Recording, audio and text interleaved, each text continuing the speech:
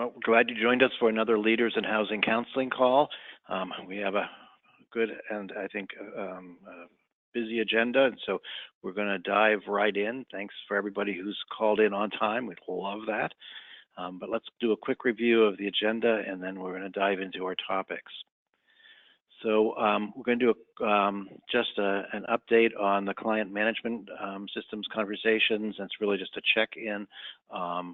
We're doing a survey on leaders in housing counseling calls. I'll say a few words about that.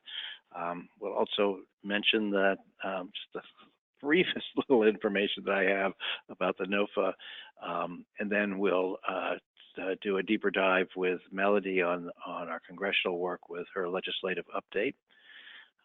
But we'll spend most of the call on the Asian American Pacific Islander conversation with the National Capacity and two of their affiliates.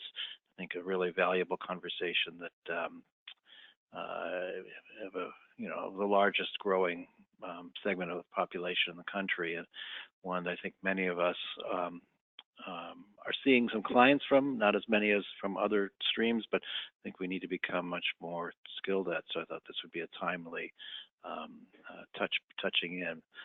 And then we'll do a quick reminder on the picture is worth 1,000 words, which I'm enjoying immensely, and a membership plug, and we'll talk briefly about the next call. So with that note, let me dive in.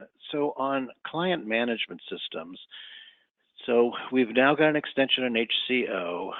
The message is loud and clear from Fannie and from others that if you're an HCO user, you really need to be using this time to find another provider and really set up the relationship, test it out, and get the training to use the new provider.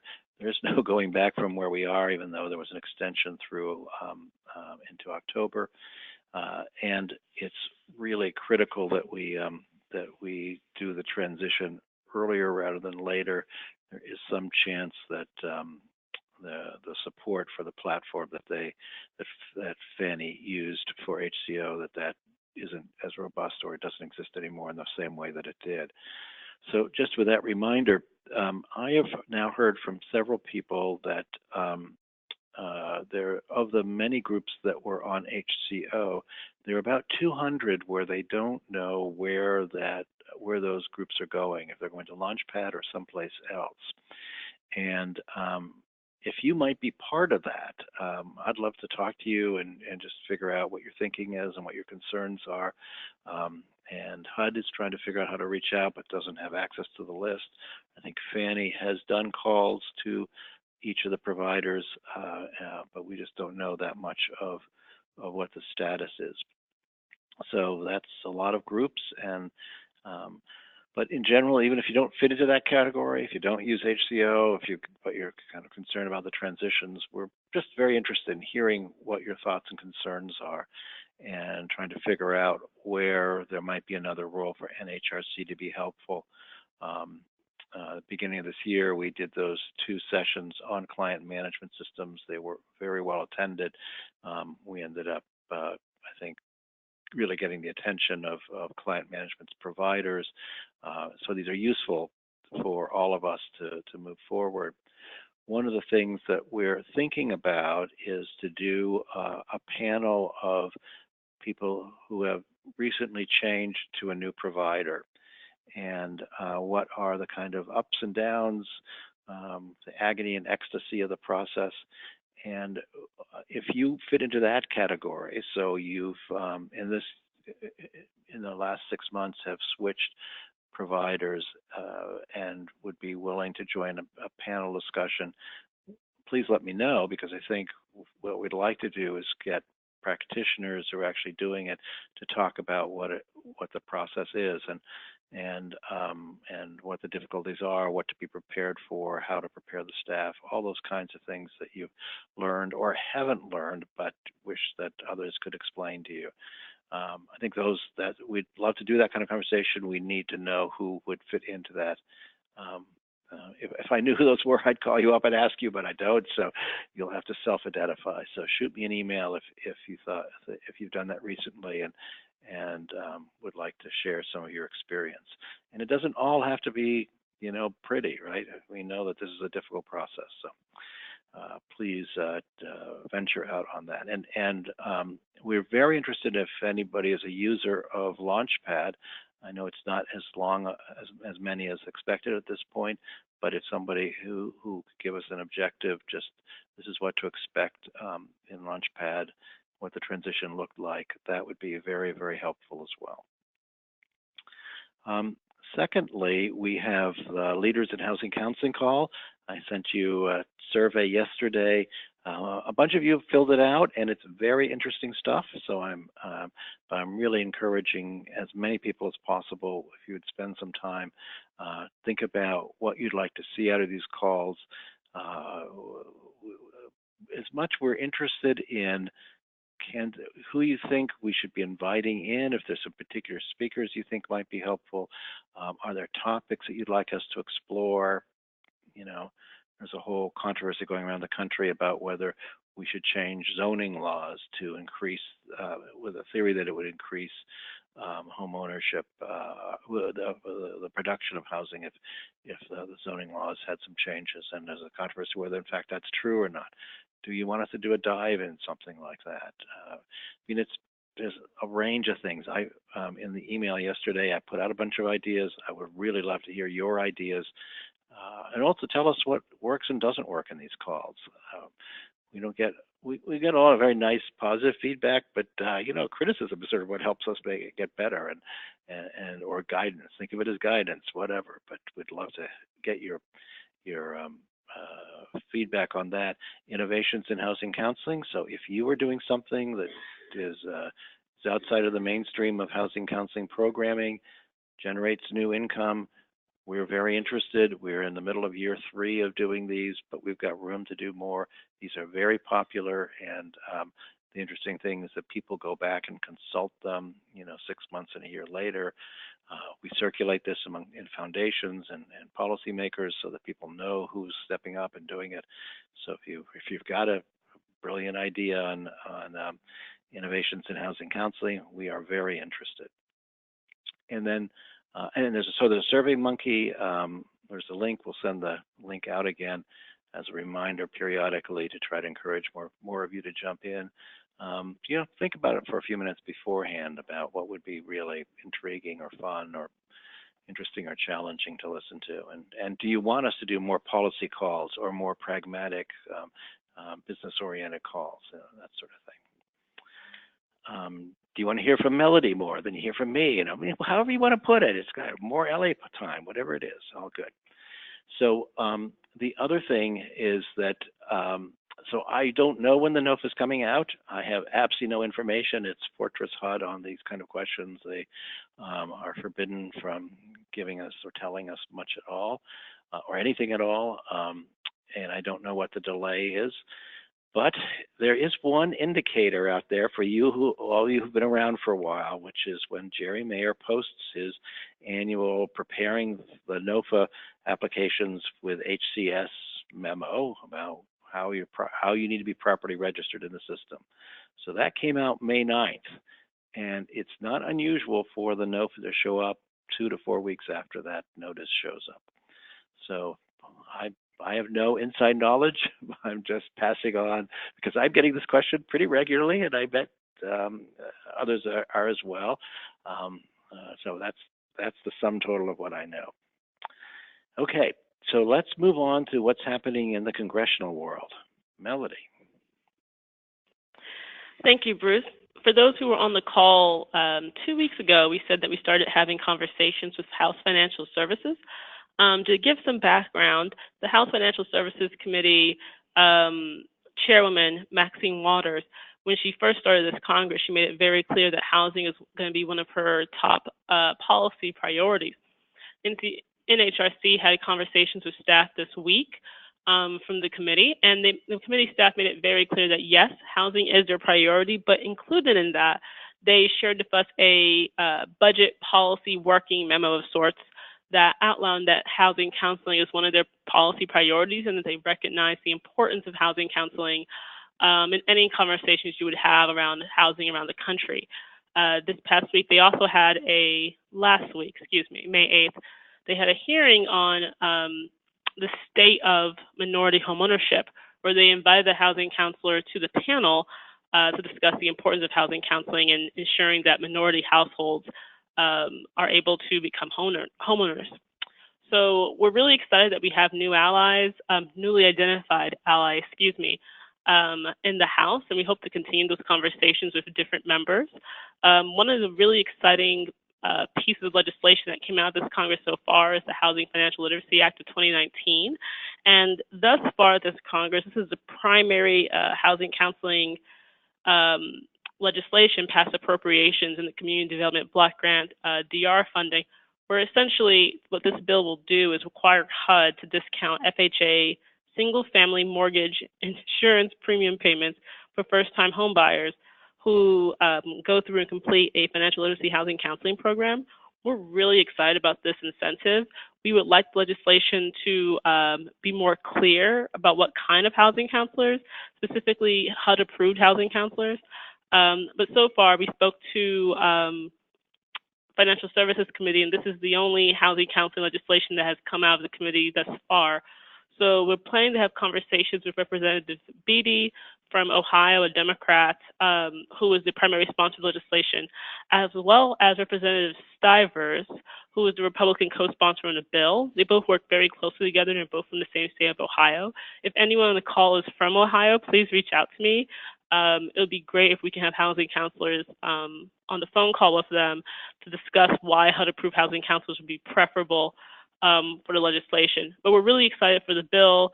We're really excited that housing counseling is a priority for Maxine Waters because she'd be an excellent champion advocate for housing counseling going forward, particularly as we continue with our appropriations work later this spring and into the summer. Just a quick update on appropriations. As I said last call, we don't have an update from THUD appropriations either in the House or the Senate because both subcommittees are awaiting their allocation for funding. As soon as we get that notification from staff, we will jump right back into appropriations markup to ensure that housing counseling is at least being suggested at $65 million, and then the real work will begin when they go towards conference. I have no update on that yet. Moving forward this month, Secretary Carson from the Secretary for HUD will be speaking to financial services on May 21st. This is a really big deal for advocates. Financial services has held several hearings on different aspects of housing, mortgages, affordable housing, minority home ownership. So they will definitely have very tough questions for Secretary Carson, and we'll be monitoring that committee very closely. We're working to see which members, if any, will be able to ask a housing counseling specific question, and we'll definitely provide you an update for that in our call in June. But for right now, we're really, really busy with financial services and appropriations. We're reaching out to new legislators who have an interest in housing counseling, and I think it's really optimistic on the horizon. We're doing great work. I think housing counseling's profile will increase in the upcoming weeks and months, so please keep an eye out and please reach out to me if you would like to be more involved in that advocacy. I'll turn it over to Bruce. Great, thank you, Melody. And I just quickly point out a couple interesting. Part of our goal here is to really raise the visibility of housing counseling inside Congress. And Melody had red flag to the House Financial Services staff people that about what their role of housing counseling would be in the work that they're doing, and turns around and when they're doing the announcing when they're asking who can be one of the witnesses, the chairwoman herself, Maxine Waters, specifically asked that there be a housing counselor to report on what's happening in the field. And our counselor from HIP in Maryland did a very good job in her presentation. So that's a really nice sign. The other thing we're trying to accomplish on the Housing Financial Literacy Act, so this is getting a discount for groups that for people that have completed a HUD-approved housing counseling program, is to create it so that you only get the discount if you go in before you've signed a sales agreement and before you signed a mortgage application. Because as all of you know, that's where the financial decisions have already been made once that's been done. So trying to get people in the front end of the system and building that in as the policy that happens. So we presented to the House Financial Services Committee staff, who are quite amazing. They're very, very smart people. They were very sympathetic to it, and we were planning on presenting it to the sponsors this afternoon, but they had to reschedule a call till next week. So, but we will try to pursue that as well. I mean, with something like this, it's a question of sort of how you get it through the. It's likely to do well in the House, but the question is also how you do what happens in the Senate, and we'll need to rethink that some. But we are doing a lot of work in the Senate to build relations with Republican senators. This is Melody, and just to jump in, the benefit of housing counseling is that Republicans love legislation around ensuring that you are self-sufficient, and financial literacy and financial education services is one of those policies that is, it resonates with Republicans. The ranking member of the subcommittee, Representative Duffy, made it very clear during the hearing on minority homeownership that not only does he support policies that help minority households get out of poverty, but he truly supported the idea of financial education. The great thing about that hearing, and if you have the opportunity, I suggest you watch the archived telecast of the hearing, was that the entire panel, which included someone from Heritage Foundation, was very supportive of the idea of helping minority homeowners. They were all very much in sync about the kind of policies and proposals that were suggested to help minority homeownership, including housing counseling. No one objected to housing counseling. If you have a Republican legislator in the House or the Senate, please reach out to me. I think that we have an opportunity here to really make housing counseling a bipartisan supported issue. I just want to urge that, especially following Secretary Carson. I imagine after that hearing, they're going to introduce more legislation and really shape the language, and ensuring that the language specifically states HUD-approved housing counselors is really, really important, especially going into appropriation season. So I just wanted to add that point. Good. Okay, so let's do a quick pivot to our main topic at hand. So I'm going to turn it over to Ellie Pepper. Thanks, Bruce. Hi, everybody.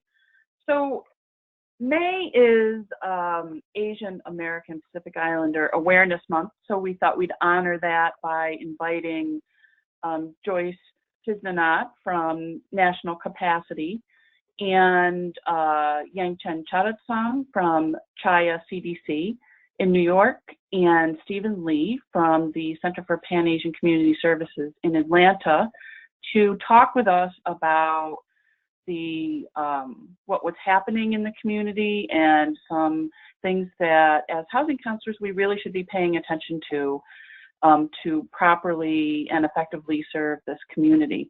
So with that, I'm going to hand it over to Joyce so that she can give us kind of an overview of what is needed in the community. Joyce? And Joyce, this is Melody. I turned over mouse controls to you, so you can start. Great, thank you. Thank you, Ellie, and thank you, NHRC, for providing us with this opportunity to share about the work of our organization and our network. And happy Asian Pacific American Heritage Month to everyone on the call. As Ellie said, I'm Joyce, and I'm the Director of Economic Empowerment at National Capacity. So I am not seeing the slides. Oh, there we go. Just a little bit of lag time. So just a little bit about National Capacity. The National Coalition for Asian Pacific American Community Development is an organization that's been around for 20 years. For that time, we've served as a national advocate for community and economic development issues in low and moderate income AAPI communities. We also serve as a convener, bringing people together to learn and share. And we have 100 members in 21 states and the Pacific Islands. In 2010, we became the first and only HUD-certified housing counseling intermediary that was specifically designated to serve AAPI communities. Since then, we've passed through millions of dollars to organizations on the ground that are doing financial capability and housing counseling work.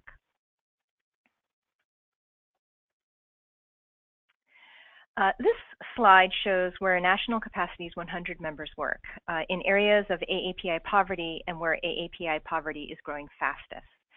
The larger circles indicate a greater number of member organizations. So you can see the higher concentration in areas in the West and East Coasts and parts of the Midwest and South. And whereas the previous slide showed our overall membership, today I'll really be speaking about the work of our Housing Counseling Network. We are 20 organizations strong and growing within our network. We serve 16 distinct geographic regions. And in fiscal year 18, the network collectively met the housing counseling needs of approximately 9,000 households in over 30 different languages. Over 60% of the clients in total served by our network are limited English proficient. So the language and cultural expertise provided by our network members is really critical to meeting the needs of the communities that they serve. My presentation today will give a brief overview of AAPIs, including some demographic and national trends that we're seeing. So let me start by saying that AAPIs are the fastest growing racial group in the US. You can see from this chart that between 2000 and 2015, the population grew by 72%. And the diversity within the AAPI community is tremendous, encompassing dozens of ethnicities. The top 5 largest ethnic populations include Chinese, Indian, Filipino, Vietnamese, and Korean. In addition to being the fastest growing racial group, AAPIs are also the fastest growing poverty population. So what this means is that the percentage of change in poverty over a 5-year period between 2009 and 2014 was greater for AAPIs than for any other race or ethnic group. If you look at the chart on the left on the bottom, you can see that there was a 35% increase over time, over that 5-year period for AAPIs in poverty. And as of 2014, there were over 2 million AAPIs living in poverty. Some of this can be attributed to the recession and the housing crisis, during which Asian American net worth fell by 54%, which is indicated on the chart on the right. So not only are APIs a quickly growing racial group and the fastest growing poverty population, but they are extremely economically divided as a racial group as well. In fact, they're the most economically divided racial group in the US. So if you look at this chart, this is pulled from a 2018 Pew Research Center report. Asians who are at the top of the income ladder for their racial group have over 8 times as much income as those at the bottom of the ladder in 2016. So you can kind of see that green line, and it just shows, you know, how much disparity has really grown within this racial category. Certain ethnic groups such as Burmese and Bhutanese have very high rates of poverty, over 30% each, while others such as Japanese, Indian, and Filipino have poverty rates that range in 7 to 8%. So this slide shows that AAPI poverty is concentrated.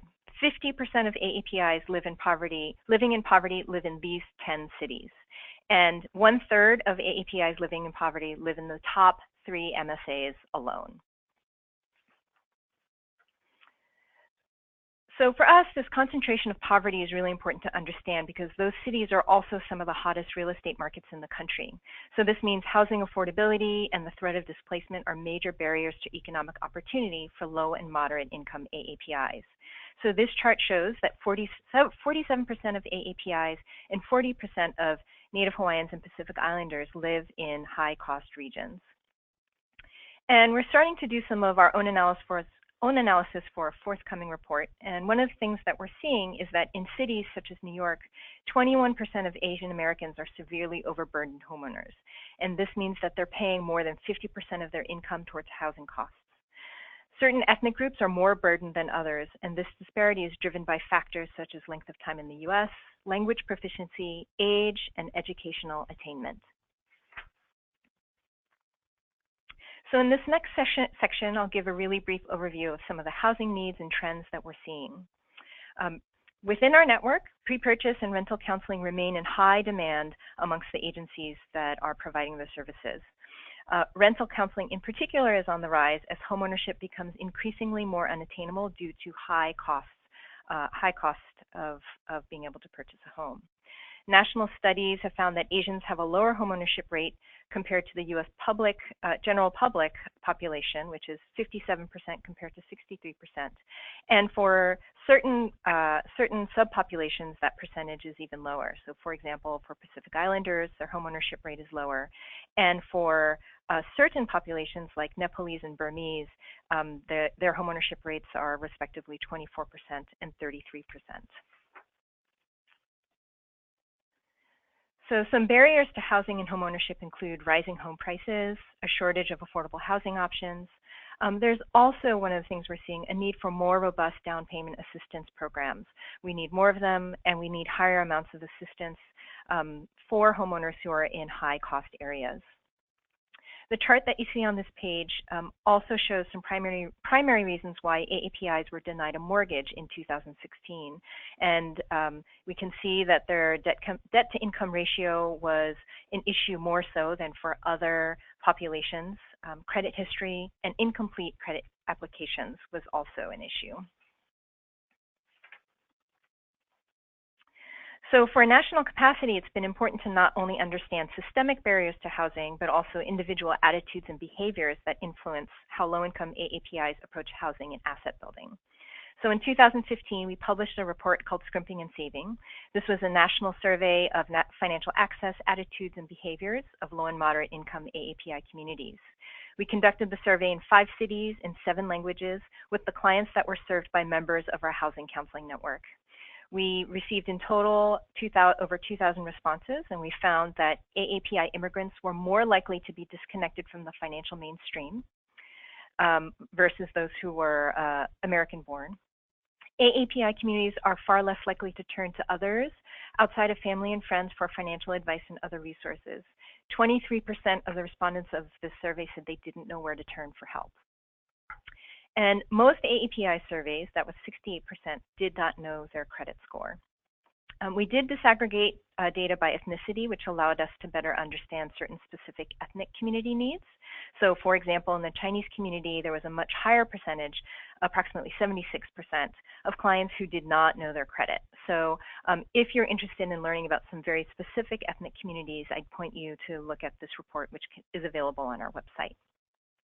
So some key takeaways from this report for us is that there is a need for greater investment in financial capability for AAPIs, and that given that AAPIs are particularly overburdened when it comes to housing costs, it makes sense to encourage greater integration between housing counseling, financial education, and financial coaching activities.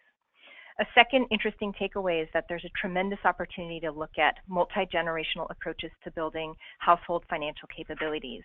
AAPIs are almost twice as likely as the general public to live in multi-generational households. And so this has tremendous implications for how we can address economic stability and asset building for our communities. A final point I'd like to make about housing needs for AAPIs is related to language access. This chart shows level of English proficiency for AAPI subpopulations in 2015. And we can see the significant need for language and culturally appropriate services for those populations who are at the bottom of this chart, where less than 50% of those ethnic groups speak English proficiently. Over 35% of AAPI households in the US speak English less than very well. And we're seeing this language need reflected in the clients who come to our network agencies. Again, in fiscal year 18, 62% of clients served by our network identified themselves as limited English proficient. So, in closing, I would say that, there's just so much more to say about AAPIs and their housing needs, and I really just, wanted to give a general overview of what we're seeing.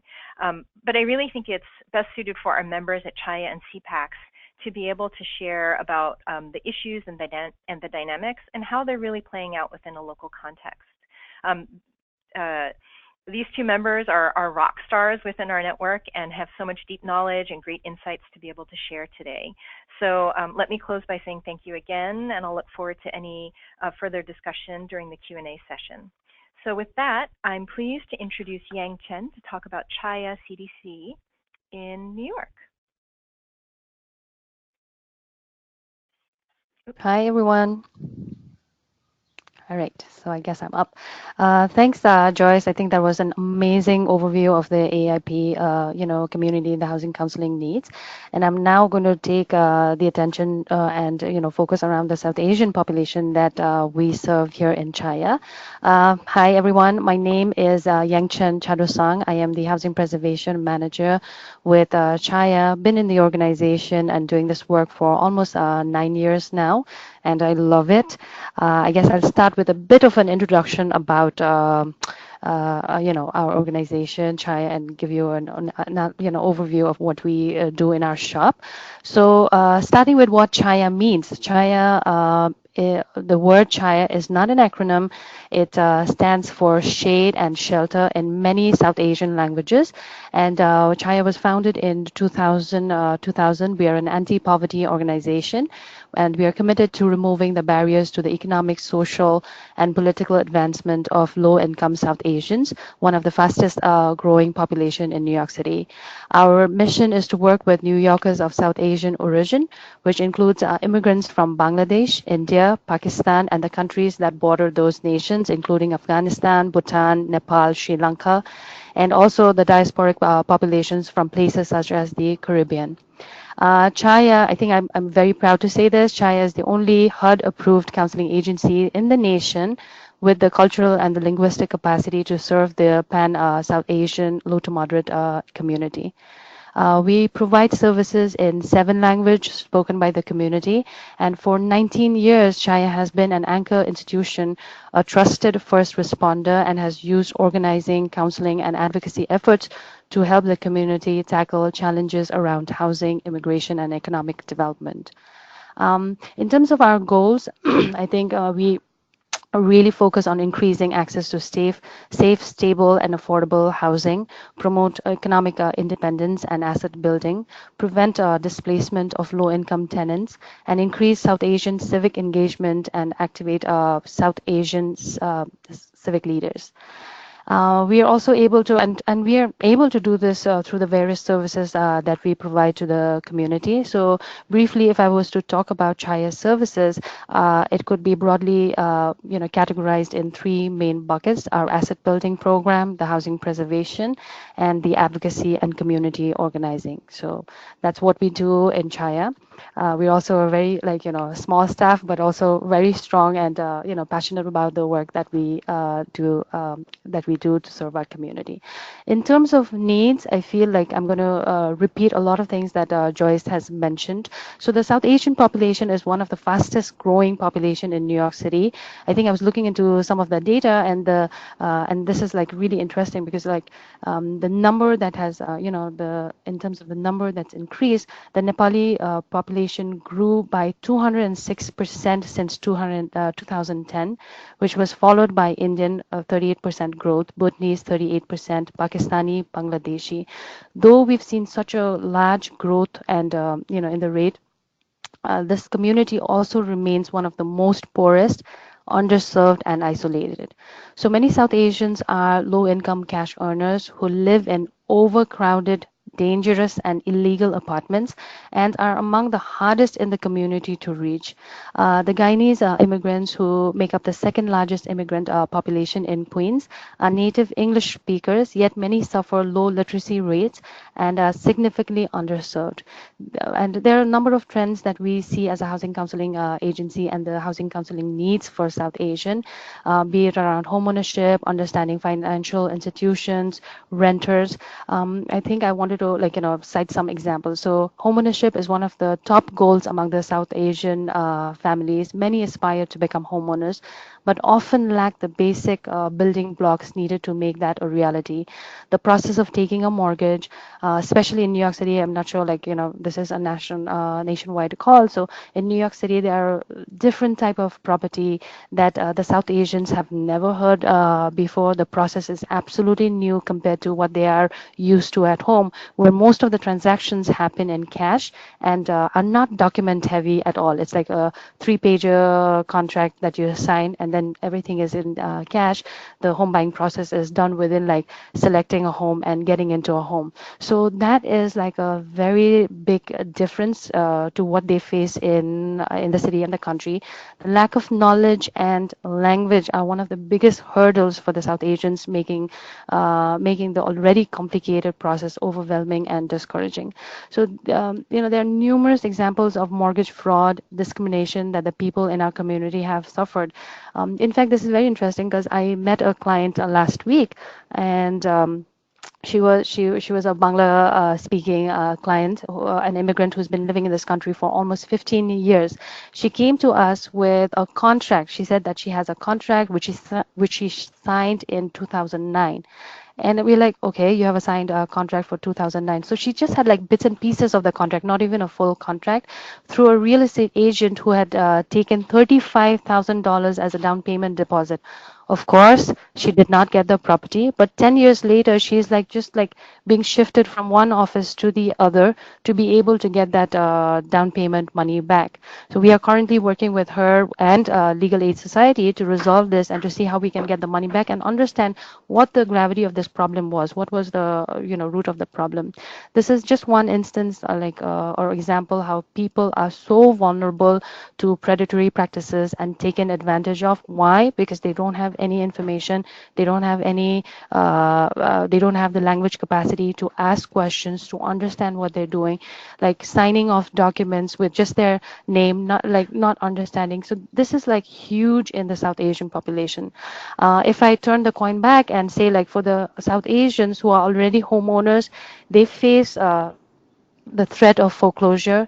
South Queens, which has a large concentration of South Asian and in the Caribbean, had the highest rates of foreclosure in the city during the housing crisis and are experiencing an increase in foreclosure once again.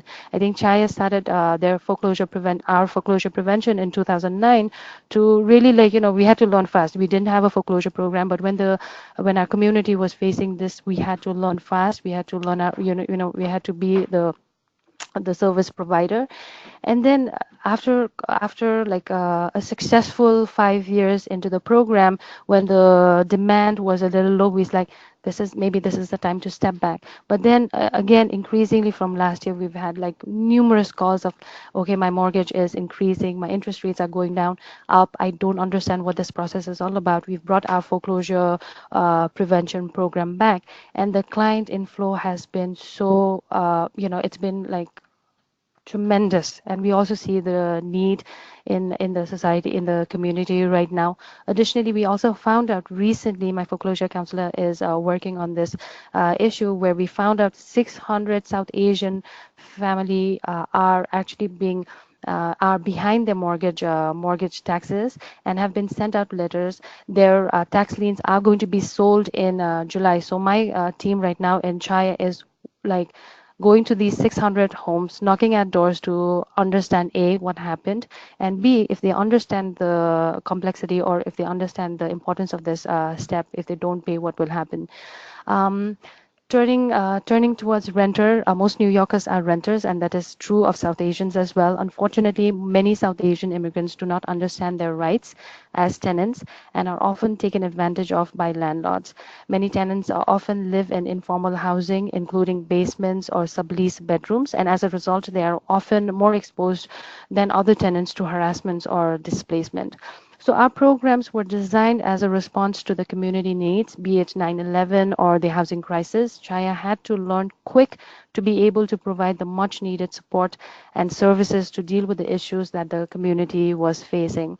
I think all our programs have an I, I know all our programs have an education, counseling, and organizing component to be able to achieve these stable, sustainable, and thriving neighborhoods that we hope to achieve. And throughout our workshop, Chai was able, I think, like if I focus on the numbers from last year, Chai was able to provide education to 500 families. We got 50 families into affordable mortgages and secured about $500,000 in down payment assistance assistance that was used by these 50 families to be able to get into their home. We also have a robust citizenship application where we were able to get 269 applications processed, 20 tenant evictions prevented due to the advocacy efforts, and 400 people were informed about their rights.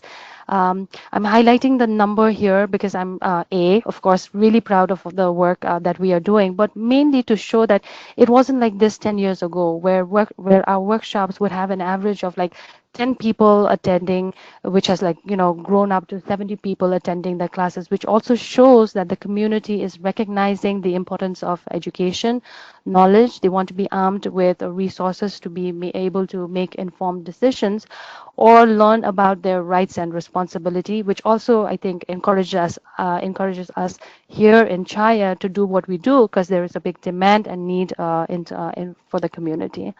I think through our organizing efforts, China's tenant associations have stopped predatory landlords from illegal rent hikes and mass evictions. In 2013, advocacy led to the inclusion of Bangla language in the ballot, and New Yorker, in terms of the election, newly naturalized Bangla-speaking client, this made a range of a difference when they went to vote.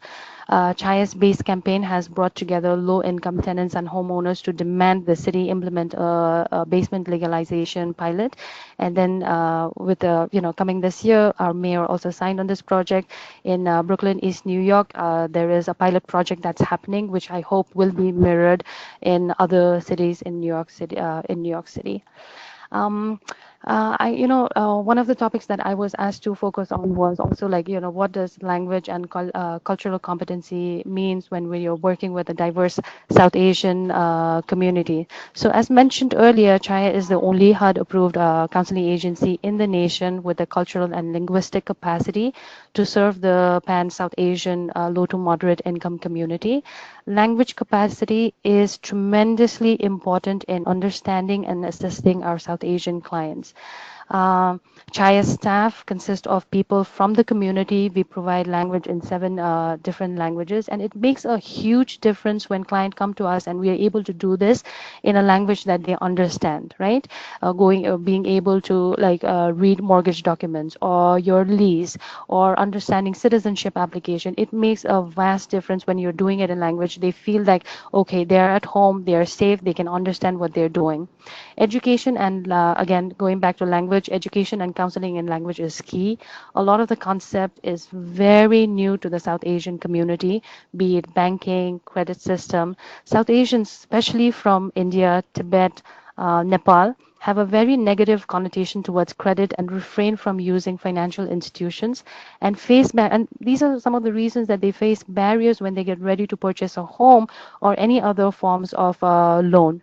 I think I can cite my example. I came to this country 10 years ago, but when I came to this country, I was very, very hesitant to build my credit. My family insisted that I start building credit, and I was like, I came from this mindset: if I have money, I'll spend it. If I don't, I don't want to borrow money. So it was only after a lot of research, financial classes that I took, that I understood the importance of credit building or say like the financial using financial institutions. I am a college graduate. I spoke the language, but still there was so much of resistance and hesitation. So so you can only imagine what immigrants can go through, where when you're talking about there's no formal education, they do not speak the language. So you can only imagine how difficult it is for them to trust financial institution and understand the laws of the land. And to say, I think another big one when you're working with a South Asian community, another big one is trust. Trust building is key when working with South Asian clients because of the baggage they carry of experience in their own countries while working with nonprofit organizations, which is popularly known as NGOs and government funding. 9 years ago, when I like 9 years, yeah, about a couple 9 years ago when I joined this profession, I had to often answer questions: Why is this service free? Why is Chaya doing this for us? What is it that is for you? Like, what are you guys getting out of this? So I think being in the community for 19 years, Chaya has been able to build that trust and create a name for ourselves. I don't have to answer that questions more like as often as I used to do 9 years ago. And another way that we have been able to address this is by the support of our past clients who have been our strongest advocates, giving information about our program, sharing their stories, and working with and their experience working with Shaya. So I think that has made a big difference, but because building that trust is key to the South Asian families. Another component that I want to highlight is understanding family dynamics and recognizing that in order for the community to be financially stable and thriving, it's important to educate the whole family. And it takes effort to make sure everyone is participating, especially with the South Asian families. They tend to be patriarchal in nature. And we've tried hard to make families understand that all family members are crucial, important, and need to have the knowledge and information to be able to get to a shared goal or to a place that they want to be. So I guess I think I'll wrap up by saying in terms of strategies, or this is for working for any kind of communities that you're working with. One needs to be a really good listener. These are some of the strategies or tools that I use. You got to be a really good listener, observer, and be very respectful and empathize with what a client is going through or a community is going through. So this is what I've learned in my 9 years in Chaya. I guess I'm gonna wrap up and say, I want to say thank you to Capacity. They've been a great platform for us in terms of getting resources, in terms of getting training, in terms of getting the much needed help that our community requires. And then I'm gonna hand it out to Stephen to talk more about what his organization and his target population is facing. Thank you. Thank you, Yang Chen. Thank you very much to all for this great opportunity to share our works. CPEX is the first organization in the Southeast to focus on issues of Asian American immigrants and refugees. And for the past 39 years, you can next slide. Next slide. For the past 39 years, we have grown to have more than 100 staff members, including 50 full-time staff. We speak about 15 different languages. And next slide. Yeah, next slide. Yeah, we aim to become a one-stop shopping center. We have provide more than 9 different programs. One of them is housing counseling and education program. Next slide, please. CPEX housing program has been HUD certified since 2004. And from 2008 and about 5 to 6 years, we assist about 1,000 homeowners with financial hardship for foreclosure prevention counseling. Then since 2014, our focus changed to more like homeownership, like financial education and asset building, like lending circles and IDA program. And during this period, our housing program shifted its targeting population to refugees. Next slide, please. According to statistics from the Georgia Refugee Program, for the past 3 years, since 2011 until 2014, 7,918 refugees have been resettled in Georgia, and more than half, more than 4,000 people were Burmese and Bhutanese refugees. Next, please.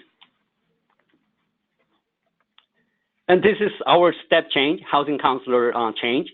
In 2013, we used to have Korean and Chinese and part-time Vietnamese housing counselors. But now we have Burmese, full-time Burmese, Bhutanese, and Korean housing counselors. Next slide, please. And in fiscal year 2017, we served 301 clients, and Burmese 60 or 20%, or 46 or 15% Bhutanese, and 48 from Afghani, Iraqi, Syrian, 31 clients from Korean, 58 clients, black and white. Mostly they attended our home buy workshop, except a few who received one-on-one housing counseling. And Hispanic, we have 31 clients. Mostly they receive financial education. We work through our ESL program. And the rest are Chinese, Ethiopian, Eritrean, Congolese. Next slide, please. So these are the challenges. Language barriers and poverty. When it comes to poverty, I'm not just talking about wealth, but rather in terms of the lack of financial knowledge or motivation or decision making or even life skills in general. Because Burmese and Bhutanese refugees spend their lives in the refugee camps more than 20 years before being resettled in the US. And limited financial knowledge and credit worthiness. And also, as Yang Chen mentioned, there is also a trust issue. When we introduce, for example, our IDA program, save and match program to purchase car or house, some of the refugees responded. It sounds too good to be true. So it took time for us to, conduct outreach and explain our program. And often, if like another example is if they do not receive a travel loan statement, they don't pay the monthly payment. So some of our refugee clients, their credit score is very low and messed up. And often they keep cash at home. So they were not ready to use them for down payment or closing cost when they try to, purchase home. So as a result, their mortgage process got delayed. These are some of our challenges. Next slide, please. I'd like to share some of our solutions. We built a collaboration with an organization serving Middle Eastern refugees. So they recruit our IDA clients and also provide translation for us.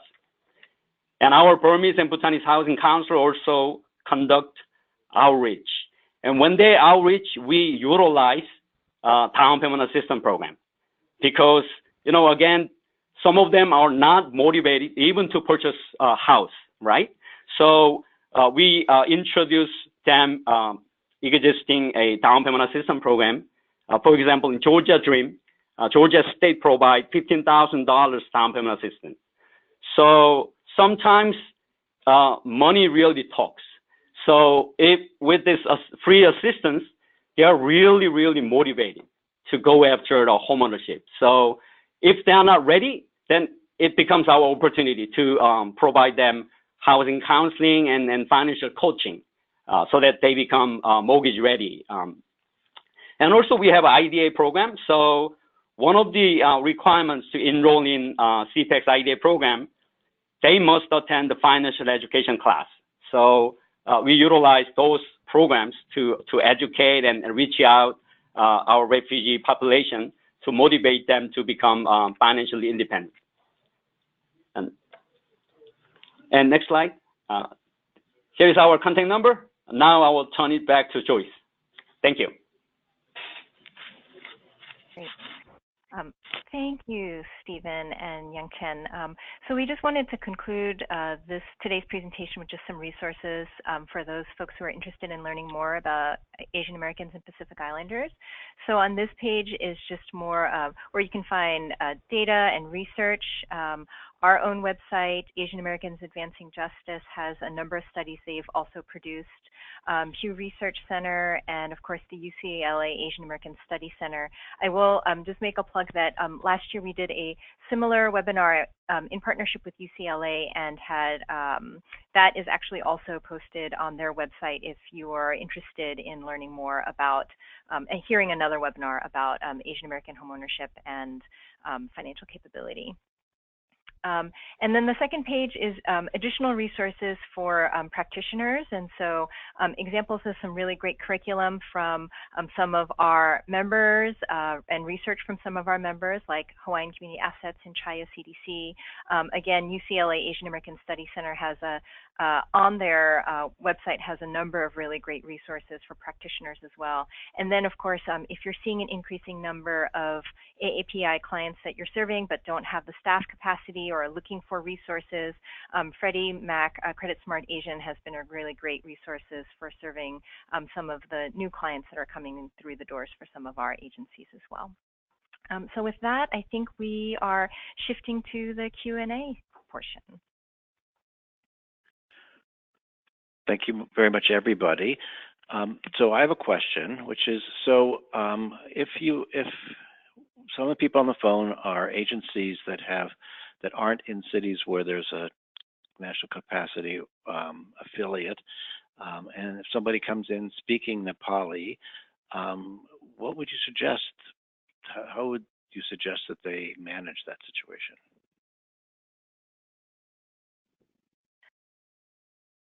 I feel like this would be a really great one for Stephen to respond to, just because, you know, CPACs, I think, has done a really great job of creating those partnerships and figuring out the best ways to, you know, to kind of tap into local leadership to be able to meet community needs.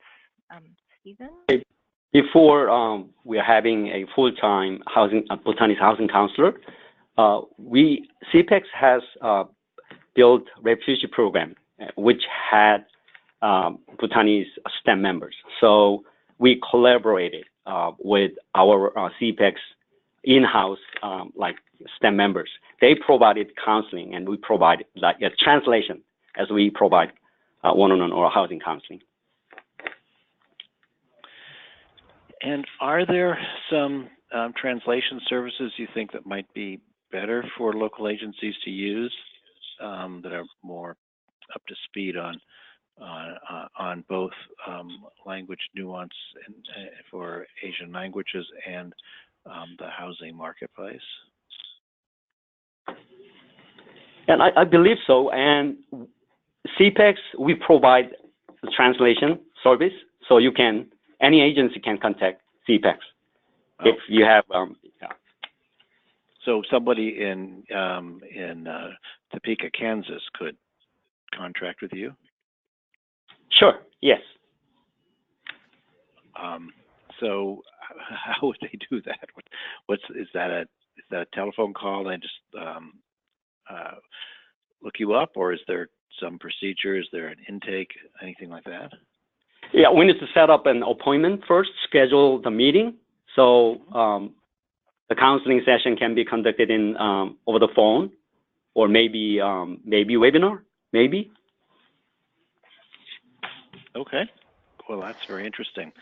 So everybody should. Oh, go ahead. Yeah. Bruce, I just wanted to, hi, this is Yangchen again from Chaya. I just wanted to add something to this. So in terms of Chaya, because we have like a lot of staff who speak the local South Asian language, what we've also had done before in the past is like when partners have clients who they're serving who speak the language, we have actually assisted them in translating them. So this has been like a phone call counseling that we've provided. So that's something that Chaya has been able to partner with organizations who are who do like, you know, meet clients who speak South Asian or are from that background. We've helped them with counseling as well. Well, that's very interesting. So maybe what we should do is just get a list of which languages you specialize in, and Joyce, maybe if there are other agencies as well, we could put it together, or you could put together a mini directory and how to initiate contact, and maybe that's the start of something that could be useful on a bigger scale. Yeah, I'm happy to do that, and I know that, you know, a number of our other agencies also operate very similarly to both Chaya and CPACs in terms of taking referrals from other agencies, and happy to put that together and send that off to you for a future resource. Great, and then with the contact information too. Well, that'd be very useful. I know one of the big crises that we had during the foreclosure crisis was counselors would be with people who were that aren't that familiar in English, and the servicer wasn't as well, and the translator that the servicing company used was competent in the language, but not in the language of foreclosures, and so didn't know what forbearance meant or whatever. And as a result, the counselor would basically recognize that they're saying gobbledygook, and they would be translating not only for the client, but also for the translator and the servicer. To have somebody who's really capable, I think that's a crying need in our space. That would be worth thinking about if there's a way to expand on that too. So that would be helpful. Good. I'm just checking in. So we don't have any other questions in the queue, and we're right on time. So thank you very much. This was fascinating. And we are. Let me move quickly on to thank you everybody for your participation. Let's move on just very quickly to a quick reminder about the Pictures Worth 1,000 Words. This is a great series. We're loving these pictures. Please keep them coming. They certainly make my day, but I think these will also be a useful tool in the future. I'd love to get the word out about what you're doing, and we'll need to think a little bit about how to promote this. So please keep them coming. Please be sure to do the survey that we talked about, and want to just remind people to, if you haven't already, you should become a member of NHRC. It's what keeps us going and keeps us independent, allows us to do the good work that Melody's doing in Congress especially, but gives us a great deal of flexibility, and it's a big part of our actual budget. Our next call will be on June 6th, and we're working on a number of intriguing things there. But give us your survey results and some ideas in there, and you may be on one of these calls in a few weeks or months. Okay, thanks so much for everybody's good work out there. We'll talk to you in early June.